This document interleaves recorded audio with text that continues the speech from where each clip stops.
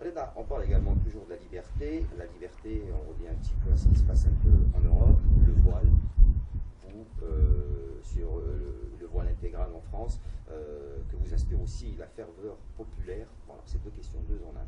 Alors, il y a le port du voile intégral à l'étranger, en Europe en général, ou en France plus précisément, et puis la ferveur qu'il y a eu autour de notre équipe nationale de football. Alors, c'est Waouh, du deux voile au différents. dévoilage. Du voile au dévoilage. Je veux dire, moi je suis pour un débat sur le voile en Algérie. Je sais pas si Avant, vous me saisissez, ouais. avant. Ouais.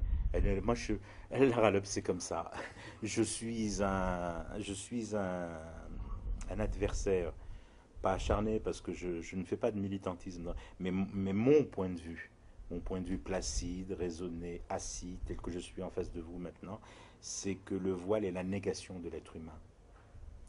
Et le comportement de l'être humain n'a pas besoin d'un bout de tissu pour qu'il détermine l'excellence ou la non-excellence des rapports entre hommes et femmes. Voilà. Alors ça, par contre, c'est une position. On aura beau me traîner par terre, on aura beau envoyer des chars contre moi, je n'en changerai pas d'un iota. Pour moi, le voile, dans toutes ses formes, je le dis, et regardez le mouvement de ma bouche, j'articule. J'ai encore des souvenirs de la radio. Oui, oui, oui. J'articule, et la négation de l'être humain. J'assume mes propos. D'accord. Je viens de l'écrire. Ah, Ça m'a valu une volée de bois vert, exactement une semaine, sur le hijab à l'hôpital. Voilà. Donc j'ai assumé ce débat-là à mon niveau publiquement. Je me suis fait insulter, tant mieux, c'est ça qui prouve qu'il y a un débat. C'est les aléas du métier. Bien sûr, complètement.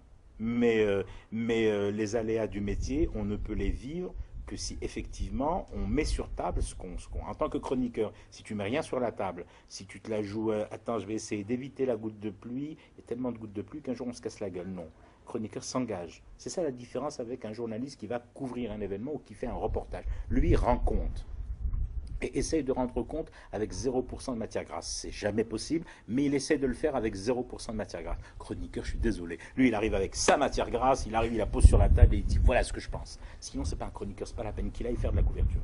Et que pense donc Hakim Lalam ou Reda Al-Hafidja sur l'équipe nationale, la ferveur qu'il y a eu autour de l'équipe nationale, avec les résultats qu'il y a eu par la suite, en tant qu'également ancien chroniqueur sport? Oui, non, mais en tant que supporter en plus. J'ai été partagé. J'ai été partagé pourquoi? Parce que en tant que chroniqueur politique, je dis oh, ils vont encore partir sur plusieurs mois de tranquillité sociale avec cette histoire de Coupe du Monde. Moi, je vais me retrouver au chômage. C'est une boutade. J'avais peur qu'il y ait une récupération outrancière d'une victoire strictement sportive et en plus pas une victoire due à une réelle politique sportive du pays, une victoire due à une configuration spéciale, parce que des gens ont eu l'intelligence de faire appel d'abord à un entraîneur, à un staff et surtout à une armada de joueurs qui sont voilà. Donc j'avais peur que ça soit vraiment la grosse machine, la grosse lessiveuse à récupérer cet événement. Je me suis pas complètement, mes peurs n'étaient pas complètement infondées puisque on a organisé tout un spectacle autour et on a félicité les gens publics devant les caméras de manière ostentatoire. Des hommes politiques sont montés au créneau. On a même vu ce bon docteur au Labès en jogging, en survêtement. Bon, ça c'est le côté puriste du chroniqueur qui avait peur de cette truc. Mais en même temps, attention, il y a des poils sur ce bras. Quand cet enfoiré de défenseur traverse tout le terrain et qu'il décoche ce bolide, cette fusée dans la lucarne du gardien égyptien, franchement, tu mentirais aux gens si tu te... Mais non, oui, mais attention, pas de récupération. Là, j'ai tremblé, j'ai vibré comme tout le monde. Mais il y a le contre-coup. Après, il y a le contre-coup. Tu as soutenu Saaden pendant un moment en disant oui, c'est un entraîneur algérien, d'accord, oui, j'ai même sur Facebook créé un groupe qui s'appelait Au large les Busards, la place d'entraîneur est prise. À peu près, je me souviens plus ou moins, qu'il y a eu beaucoup de gens qui sont venus d'ailleurs, se sont joints à ce groupe. Mais sportivement parlant, il faut aussi savoir évoluer. Là maintenant, par exemple, ce qui se passe avec l'équipe nationale, puisqu'on parle de sport, ça devient ingérable. Ça devient littéralement ingérable. Sauf si on a l'intelligence de capitaliser ce qui s'est passé au Soudan de capitaliser ce qui s'est passé en Coupe d'Afrique. Parce que si je ne me trompe pas, on était demi-finaliste. On est arrivé en demi-finale. Voilà. Ce qui n'est pas rien pour une équipe qui avait disparu complètement des tablettes du football africain. 14 ans. Voilà, bon. Si on arrive à capitaliser ça, mais comment le capitaliser?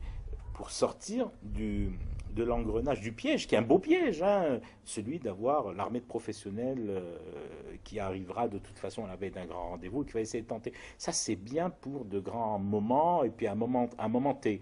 Mais ensuite, j'ai envie, qu'est-ce que j'ai mal au cœur quand je vois l'équipe des moins de 17 ans de France, et on parlait de Hezfaransa tout à l'heure, mais ça me fait mal au cœur parce que je sais qu'on a ce potentiel. Je sais qu'on est capable de faire 2 à 3 équipes de jeunes. Et j'aurais plus à saliver, à me dire oh, qu'est-ce qu'ils sont doués ces jeunes Français. J'ai envie de dire qu'est-ce qu'ils sont doués ces jeunes Algériens. Voilà, il faudrait que les responsables actuels, je pense qu'ils en ont l'intelligence. C'est bizarre, je suis optimiste à ce niveau-là. Je pense qu'ils ont une certaine intelligence à ce niveau-là. On les laissera travailler ou pas, là on va rentrer dans autre chose. Donc, vous êtes plutôt optimiste pour ce qui est des Jeux Olympiques de 2012 avec l'équipe de Ben Chira et puis bien sûr la Coupe d'Afrique des Nations 2014. Si on les laisse bosser, on revient de loin. Est-ce que, mais enfin, on a tous un peu des bribes de mémoire. Il faut se souvenir que les réunions de la FAF se terminaient par des coups de poing et des coups de pied. C'était à la salle, la coupole Mohamed Boudiaf. J'ai souvenir d'assemblée, et tu en as couvert, d'assemblée générale de la FAF qui se terminait de bza ou de mer. Il y a que l'expression en arabe qui résume la chose. Kézal, souviens-toi. Bon, on revient de ça aussi.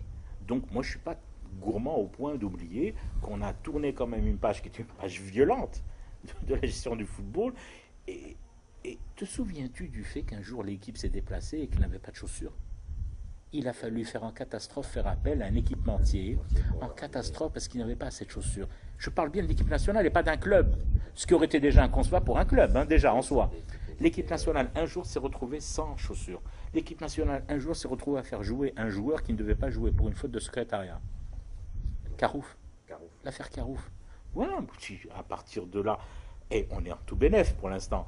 Là, on ne se fait pas disqualifier parce qu'on a aligné un joueur qui ne devait pas jouer. Là, les mecs, ils ont des tenues géniales, enfin plus ou moins géniales. Ils en ont suffisamment. Bon, il y a quand même un saut qualitatif. Voilà. Puis je crois qu'il y a un championnat professionnel qui commence dans quelques jours. Comment se mettre cassé? Ouais. Je vais revenir un tout petit peu en arrière pour vous poser une petite question. Et la feuille s'envole. La feuille s'envole, mais c'est pas un souci. Alors, qu'est-ce qui s'est passé? Que devient le blog Ta cervelle s'arrête? Ah,